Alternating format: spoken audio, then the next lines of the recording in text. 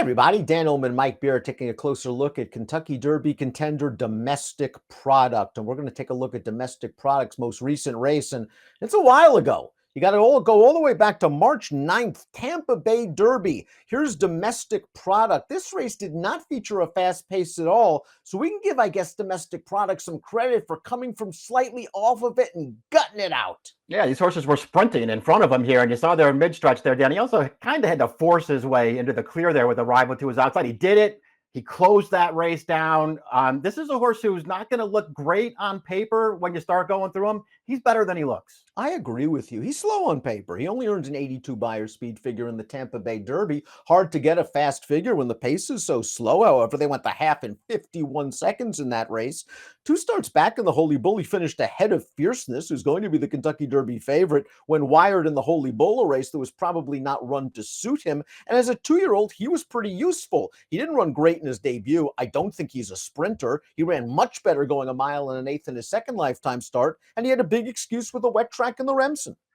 Yeah, I mean, I guess he did. I mean, the Remsen would be maybe the sticking point in his form overall. That felt like the one good field that he's really faced so far, Dan. And, you know, listen, it was a wet track, but he was nowhere in that race after sitting a pretty handy trip. But listen, it was also right off of his maiden win, and it was a muddy sealed race track. So maybe those are excuses. He's run twice this year. He's run really well in both of those races.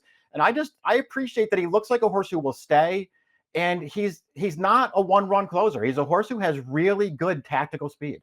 He's also a horse that's handled some intangibles. Of course, the Tampa Bay Derby was deemed a non-wagering event after the tote board went berserk, and these horses had to wait about 20-25 minutes before they went into the gate. Now, we all know the chaos at Churchill Downs on Kentucky Derby Day. Maybe that helps domestic product a little bit, that things didn't go according to plan, and he still was able to gut it out. That's certainly something that you at least want to, it's at least worth pointing out there, Dan, because he's a horse, yeah, he had to deal with that stuff. I mean, he's going to be very lightly raced coming into the Kentucky Derby, and he's going to be doing it off of a 2-month layoff, 3-month layoff. No, is it 2 months, 2.5 months, whatever it is. It's a long layoff for this horse they haven't really sharpened him up all that much. They're going to come in with a really lightly raced horse who is going to have to move forward a lot in the biggest race of his career. Let's talk about the Holy Bull, because it's just so hard to unpack that race. Hades went gate to wire. The horse has come back twice and has done nothing since. Fierceness didn't show up that day. He came back to then air in the Florida Derby. Domestic product ran just fine. That's his best race, or at least his co-best race on paper, with an 87 buyer speed figure. Obviously, that's not going to do it in the Derby, but this horse still has upside. Yeah, I mean, exactly. That's how, I think that's how you have to look at him, especially because just because he has no fast races and no real big wins on his card, he's probably going to be a pretty big price in the Derby. So I feel like that's a fair way to look at him. You know, it's just, I struggle with how much credit do you really want to give him for coming out of 2 really slow paced prep races this year, Dan, because he's a horse who he keeps up close. It's not like he's a horse who's coming from way behind these really slow paces. He's sitting right behind those leaders and then making runs at him once he was able to get there, once he was not. In the Tampa Bay Derby, again, he did do some good things to win the race, considering the race flow. Overall, I think you do have to question that race. Grand Mo the first was third. He was right there on the wire with domestic product. He came back. He got beat 16 lengths by Fierceness in the Florida Derby. Yeah, I mean, he clearly hasn't run in the best prep races. There's no denying that.